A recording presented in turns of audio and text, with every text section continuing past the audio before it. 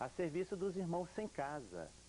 Nós temos agora a preocupação mais emergente em relação a dois edifícios no bairro Santa Teresa, onde mais de 150 famílias vivem e que estão ameaçadas de um despejo compulsório por determinação judicial.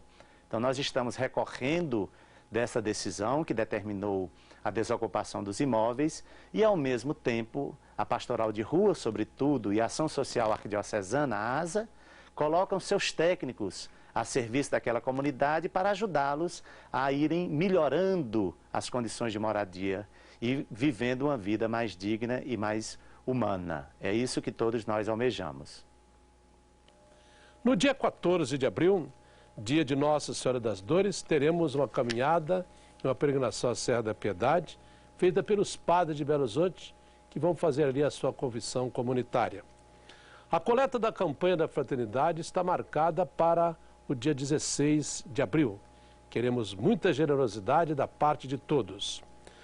A Semana Santa da Arquidiocese tem um ponto alto, que é a Quinta-feira Santa, quando teremos a Missa da Unidade no Mineirinho, às 9 horas.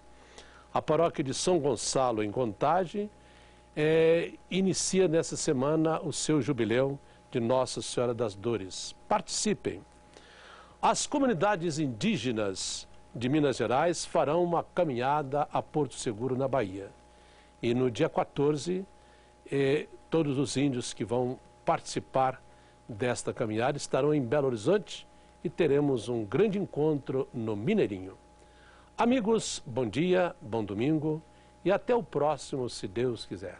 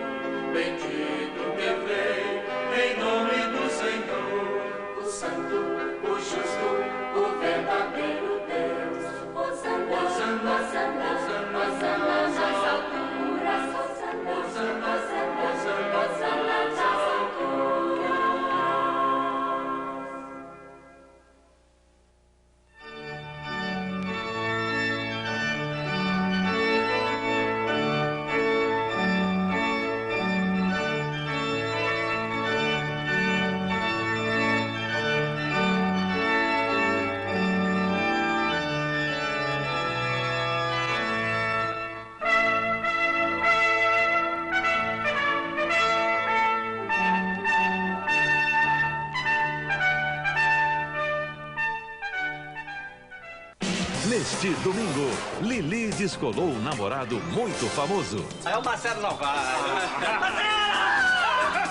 Mas Didi vai aprontar 1001 para infernizar a vida desses dois.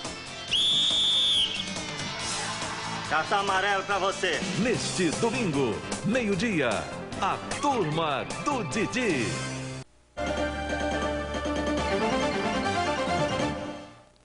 Bom dia. Uma notícia que anda surpreendendo muitos pais. As crianças estão sendo vítimas de gastrite. Uma doença que muita gente pensava ser apenas de adultos, preocupados com o salário e as contas a pagar no fim do mês.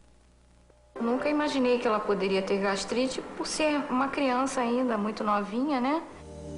Gastrite é a inflamação das paredes do estômago. Como o sintoma principal, em geral, é dor de barriga, né? Então, isso confunde muito. E não só os pais confundem. Às vezes, até próprio pediatra confunde. Quem teve gastrite sabe que não é nada agradável. Incomodava bastante. O rápido aumento do número de casos pode ser atribuído aos novos métodos de diagnóstico, como a endoscopia, e à maior atenção dos médicos aos sintomas da doença nas crianças. Tudo que estimula a acidez no estômago piora a dor e agrava a gastrite. É o caso de alimentos gordurosos, condimentados e industrializados. Café, refrigerantes e guloseimas, em geral, também são um veneno para quem tem gastrite. Tem que não comer muita porcaria. Vivian sofre de gastrite crônica. Com 5 anos, mais ou menos, ela começou a ter dores no estômago e a pediatra não constatava, nunca constatou as dores, o motivo das dores, né? Só aos 9 anos, Vivian foi levada a um gastroenterologista. Uma endoscopia acabou com o mistério. Era uma azia, uma queimação no estômago muito forte. Melhorei, mas ainda dói. Jéssica teve gastrite aguda por causa de um analgésico à base de ácido acetil salicílico. Desmaiou no banheiro praticamente, né? Ela apagou. Eu mantive o tratamento por 15 dias, então ela ficou boa. É importante não se descuidar. A gastrite pode se tornar uma úlcera, que é uma perfuração nas paredes do estômago. Mas se o tratamento for correto, 100% das crianças ficam boas.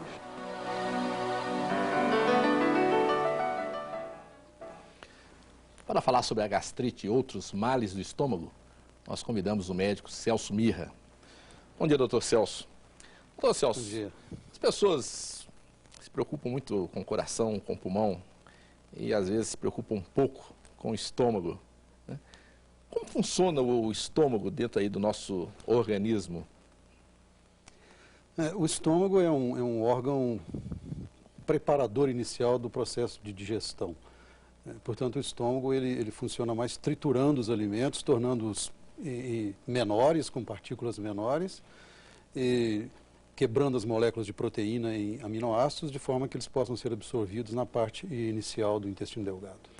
Agora, a gastrite sempre foi associada a estresse, preocupação demais, e a gente percebe que as crianças estão aí com um quadro dessa doença. Quais são as causas, de uma maneira geral, que podem levar a uma gastrite? As causas são muitas. A gastrite, na verdade, é uma inflamação da parede do estômago. Não necessariamente a gastrite é sintomática, quer dizer, não necessariamente ela apresenta sintomas. Aliás, com muita frequência, ela é assintomática. Os sintomas que a gente vê descrever, que as pessoas descrevem e relatam, elas estão mais ligadas a uma situação que se chama dispepsia. Portanto, a dispepsia, que pode ser dolorosa ou não, pode ser uma dispepsia apenas de mal-estar, de má digestão, ou uma dispepsia dolorosa, que é um mau funcionamento do estômago. As causas são muitas, vão desde estresse, ansiedade, condições alimentares, poucos cuidados com a alimentação, higiene, até a infecção pelo Helicobacter pylori, que é uma causa de gastrite. E a predisposição genética, existe esse fator também como causador da gastrite? Existe. Existe uma tendência familiar aos problemas de ordem digestiva, sem dúvida nenhuma. Você falou em medicamentos e a gente viu ali na reportagem uma mãe também citando que a filha teve uma gastrite em função de medicamento. Qual o medicamento que contribui para a gastrite? O medicamento mais importante é o ácido acetilsalicílico ou aspirina. Os outros anti-inflamatórios, de um modo geral, também contribuem muito para a lesão aguda da mucosa do estômago. E que cuidados que as pessoas devem ter quando usarem esse tipo de medicamento? Existem situações nas quais o medicamento é indicado e tem que ser usado. Nestas situações, se a pessoa é absolutamente assintomática, ou nunca teve problema algum, não há empecilho em que se use, procurar usar com o estômago com alguma alimentação. Se já houve algum problema anterior, deve-se usar uma medicação de proteção gástrica. Agora, o senhor falou com relação a essa bactéria, né, sendo uma das causas da gastrite. Que bactéria que é esta? Isso aí é recente? Essa bactéria não é recente, ela já foi descrita há possivelmente 100 anos.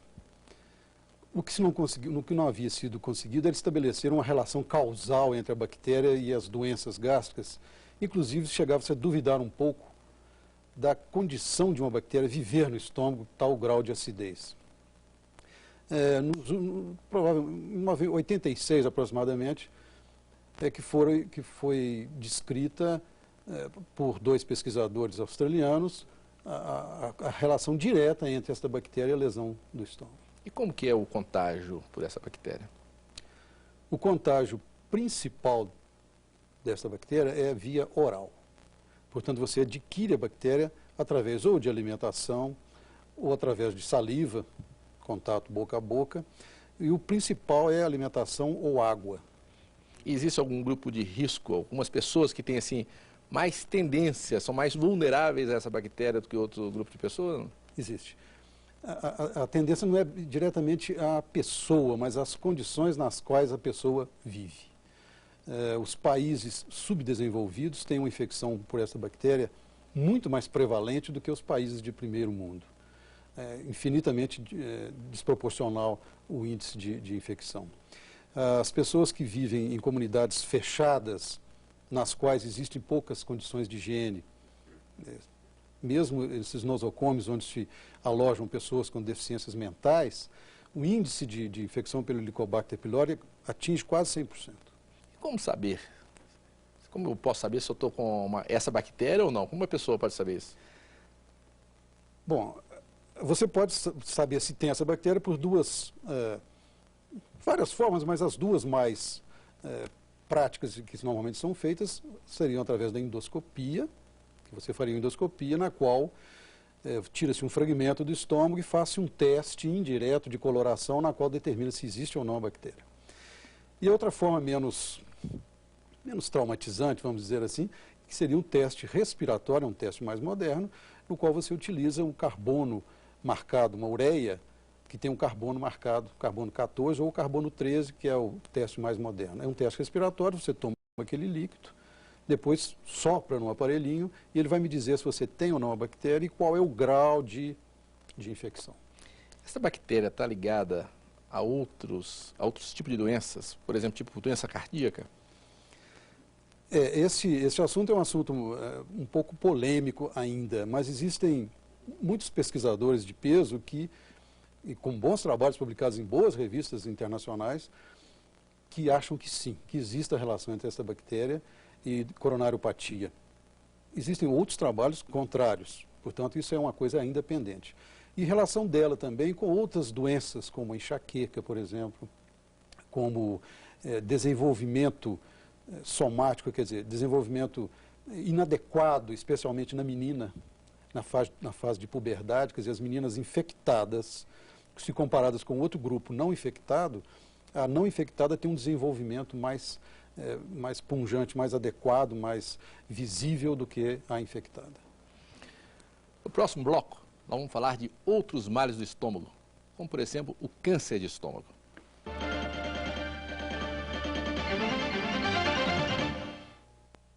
E atenção, já que o salário não aumenta, a Tupã decreta o impeachment dos preços altos. Confira nesta sexta, sábado e domingo o sensacional Arrasa Estoque Tupã no Lojão do Depósito, na Valdomiro Lobo 222, bairro Guarani. Móveis, estofados, colchões, fogões e muito mais a preços incrivelmente baixos. Você compra agora e só paga quando o salário mínimo aumentar. Arrasa Estoque Tupã, sexta, sábado e domingo, porque você não pode esperar. Domingo no Globo. Como serão preenchidas as 6.000 vagas para professor nas universidades federais? Os segredos de Emerson, o herdeiro de Dunga na seleção brasileira. Pesquisa abre polêmica sobre o papel do amante nos casamentos. A estreia de Jô Soares e da nova programação da Globo. E nas bancas do Rio, Minas e Espírito Santo, por mais R$ 5,90, o Monte 5, de Paulo Coelho. Domingo no Globo. Domingo, no Fantástico, você vai ver como anda a tão delicada relação entre chefes e funcionários. A convivência com as poderosas chefonas, com o chefe Boa Praça e com o apressadinho, aquele que quer tudo para ontem. E na estreia do quadro Te Peguei, você vai saber como se livrar das armadilhas que alguns mecânicos preparam na hora de consertar pequenos defeitos no seu carro. Domingo, no Fantástico.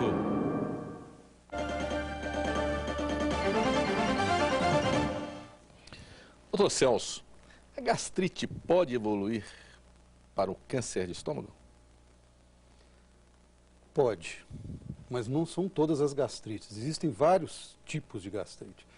A gastrite que pode evoluir ao longo de um tempo prolongado para o câncer é a chamada gastrite atrófica, gastrite na qual as células do estômago vão atrofiando, quer dizer, elas vão como que desaparecendo.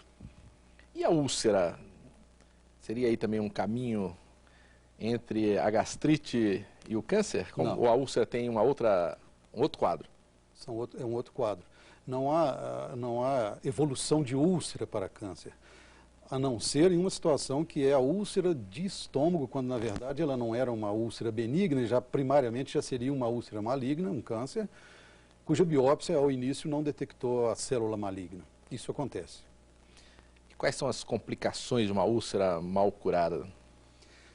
A úlcera mal curada, ou a úlcera às vezes até nem tratada por outras questões, ela apresenta 3 complicações principais. Uma é a perfuração, que é uma situação dramática na qual você tem uma dor abdominal súbita, aguda, que te leva imediatamente ao hospital e você tem que ser operado nas próximas horas que se seguem a sua chegada ao hospital. Ela leva a uma peritonite aguda gravíssima. A outra situação é a hemorragia digestiva, muito frequente. E a hemorragia digestiva é extremamente desagradável, extremamente preocupante, porque ela, além de ser grave, ela pinta um quadro muito agressivo, porque você está bem ou apenas com alguma dor e de repente vomita sangue. É uma coisa traumática, especialmente para a família, e pode evacuar um sangue digerido, um sangue escuro. É uma situação grave quando a hemorragia é muito vultuosa. E a outra complicação é a cicatrização da úlcera levar à obstrução do canal pilórico, que é o canal que liga o estômago ao duodeno. E a hérnia de hiato? Qual o quadro dessa doença aí? A hérnia de hiato é uma hérnia que ocorre na junção do esôfago com o estômago. Nessa junção do esôfago e do estômago, existe como se fosse uma válvula. Não é propriamente uma válvula, é um esfíncter, chamado esfíncter inferior de esôfago, que impede que haja refluxo do estômago para o esôfago. Ela fecha, ela abre para que o alimento desça. Mas em determinadas circunstâncias, o enfraquecimento dessa junção permite com que o estômago entre para dentro do esôfago e produza essa hérnia, que é chamada hérnia de hiato. E a grande consequência é a esofagite, porque a mucosa do esôfago ela é muito delicada, ela não é preparada para receber o ácido do estômago. E uma vez instalada esta hérnia e esse refluxo chamado, o ácido passa a banhar a mucosa do esôfago e gerar uma esofagite. E às vezes até úlcera de esôfago. Só falou em refluxo. Tem pessoas que dizem o seguinte: eu sinto de vez em quando que um fogo está vindo do estômago em direção à garganta, né? E seria o refluxo desse suco ácido? Exatamente. Isso é o chamado refluxo gastroesofágico. É uma patologia altamente prevalente hoje em dia, um pouco em decorrência dos hábitos alimentares, um pouco em decorrência pouco cuidado com a forma física. A gente costuma arranjar umas barriguinhas e tudo isso facilita o refluxo. E a descrição é exatamente o que ocorre. É o ácido subindo do estômago para o esôfago e transmitindo aquela sensação de uma onda de fogo subindo através da região reto-external. Outra queixa também muito comum é a pessoa, depois de uma alimentação, fala assim: puxa vida, parece que eu estou com uma pedra, estou com uma bola aqui no peito. Dá a impressão de que o alimento parou ali naquele ponto. Por que isso ocorre? Essa situação ela precisa de 2 observações fundamentais. A primeira é saber se esse sintoma ele é muito frequente e se ele está ligado a uma pessoa mais idosa ou de meia idade que está apresentando sintomas de alarme, que a gente chamaria sintomas de alarme, principalmente emagrecimento sem uma causa muito explicável. Neste caso, a gente teria que pensar em doenças mais sérias, talvez até câncer de esôfago, te dando essa sensação. Não é o mais frequente. O mais frequente é que isso decorra de alterações no peristaltismo. O esôfago ele se esvazia, ele faz a conexão da boca com o estômago e ele conduz o alimento através das ondas peristálticas. São ondas que promovem o esvaziamento do esôfago em direção ao estômago. Muitas vezes essas ondas elas ficam mal sincronizadas, ou às vezes existe até como se houvesse uma onda de refluxo, uma onda contrária. E isso te dá essa sensação de que você está com alguma coisa parada. Às vezes a própria inflamação, quando você tem uma esofagite mais grave, a região do esôfago fica tão inflamada que ela incha, fica demasiada, o termo médico é esse, e portanto a luz do esôfago fica menor, porque a parede incha. Isso também pode dar essa sensação de que está com alguma coisa parada. Agora, o alimento realmente ficou retido ali ou é só uma sensação? Só a sensação, a não ser nos casos de que haja realmente alguma obstrução mecânica, como um tumor ou como doença de Chagas, que hoje é uma coisa menos comum. Mas é uma doença de Chagas, é uma doença que afeta o esôfago, impede o esvaziamento do esôfago e a pessoa tem essa sensação.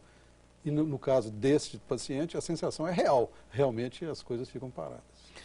Agora, o mau hálito sempre esteve muito ligado à questão da higiene bucal. Mas a gente sabe que tem uma ligação com a questão do estômago, né? Qual que seria essa relação e como que isso ocorre? Na verdade, o mau hálito, a relação do mau hálito com o estômago, se você considerar uma faixa de 0 a 100, o estômago seria responsável talvez por uns 5%, no máximo 10%. Na verdade, ela é superestimada a relação entre o estômago e o hálito. O hálito tem mais relação com, principalmente, gengiva, mais do que cárie. Às vezes a pessoa fala, eu fui do dentista, não tem nenhuma cárie, mas às vezes ele tem um problema gengival, que é o principal responsável. Outro fator muito importante na halitose, que é o mau hálito, chamado halitose, é a sinusite. Às vezes a pessoa tem problemas de sinusopatia ou sinusites, que às vezes não doem tanto, mas que te dão essa sensação de hálito ruim. Problemas pulmonares também podem, porque o hálito é relacionado ao ar, e o ar vai dentro do pulmão e volta. No caso do estômago e do esôfago, são menos comuns. O esôfago, quando tem alguma retenção, participa muito de vertículos, etc. O estômago é menos, porque normalmente a tendência do que chegou no estômago é não de voltar, mas de caminhar para o intestino. Então, na verdade, o estômago participa menos com as questões do hálito. E no caso da relação com o pulmão, por exemplo, pessoas que fumam, por exemplo, teriam maior tendência a ter mau hálito? Aí, se a pessoa que fuma, que desenvolve uma bronquite crônica, um enfisema, etc., tem secreção pulmonar retida, tudo isso da fermentação, do crescimento bacteriano e favorece o hálito inadequado. Como tratar essas doenças todas que nós estamos falando? É o que nós vamos saber depois do intervalo.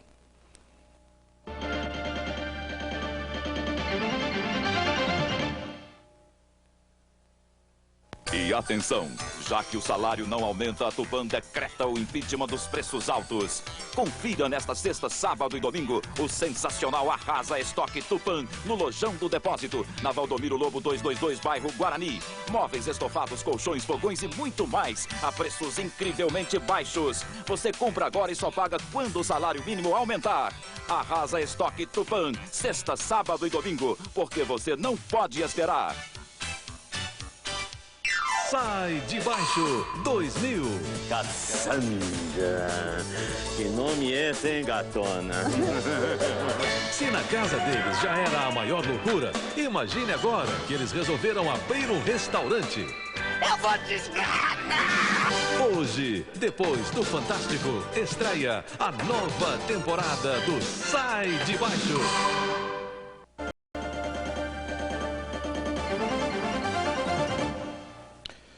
Doutor Celso, existem alguns mitos que nos acompanham desde criancinha com relação ao estômago, né?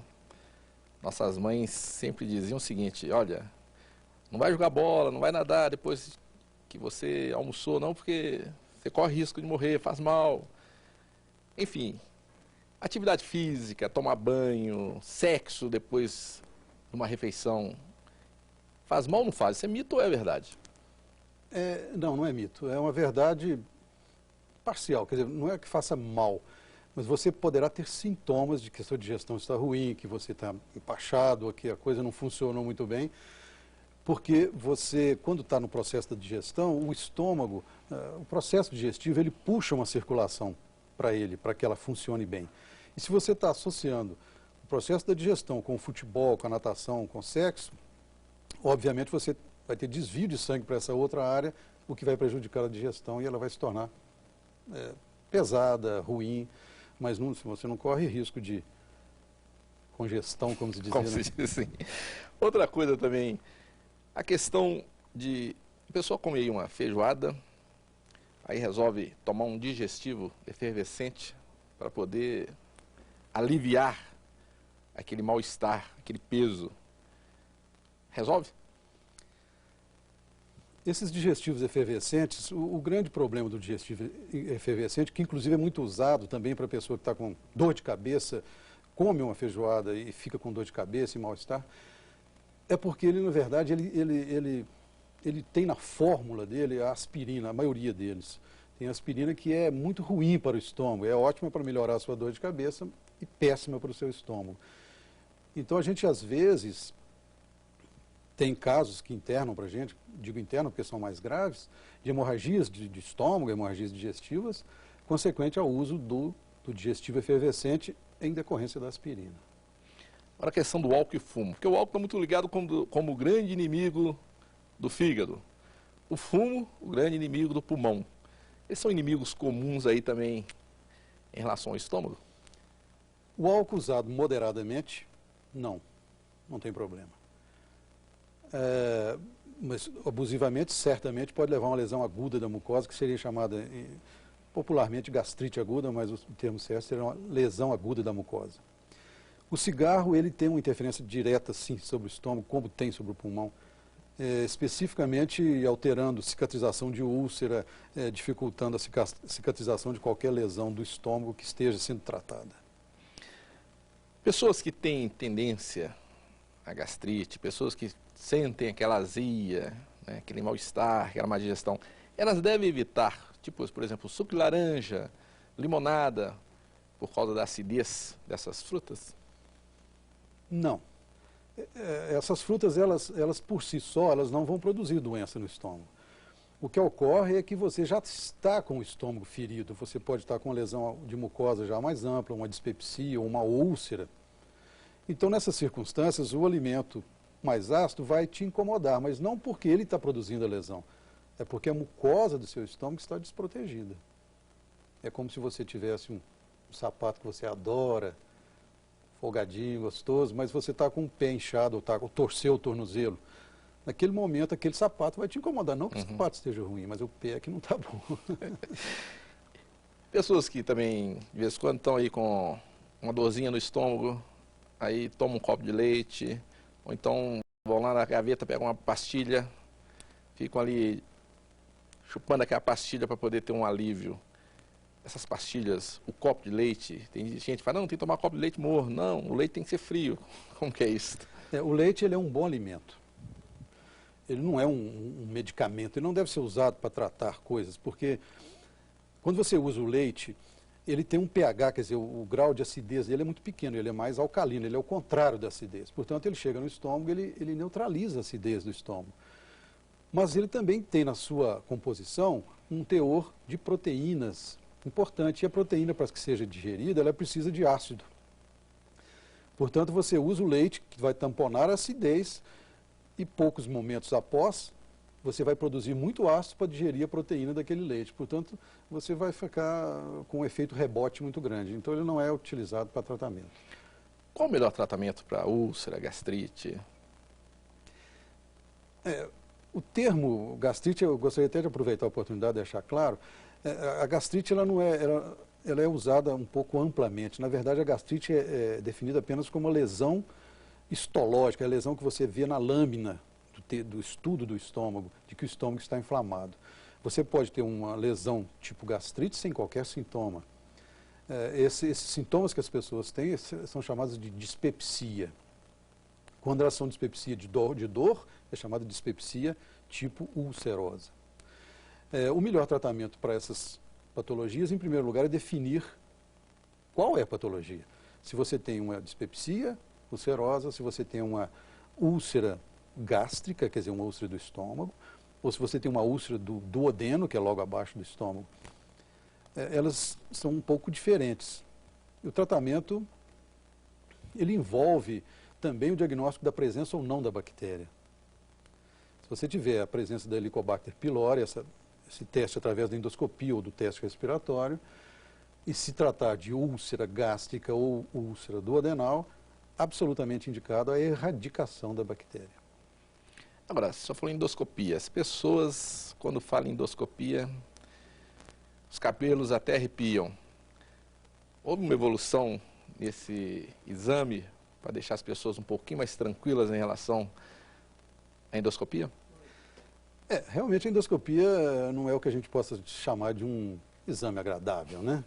Existem coisas mais agradáveis, mas a endoscopia evoluiu muito nos últimos anos, através os endoscópios de fibra óptica se tornaram mais flexíveis, com um diâmetro, o calibre muito menor, e a própria técnica da execução do exame, com alguns relaxantes que se usa, que a pessoa fica mais calma, mais tranquila, e às vezes até dorme.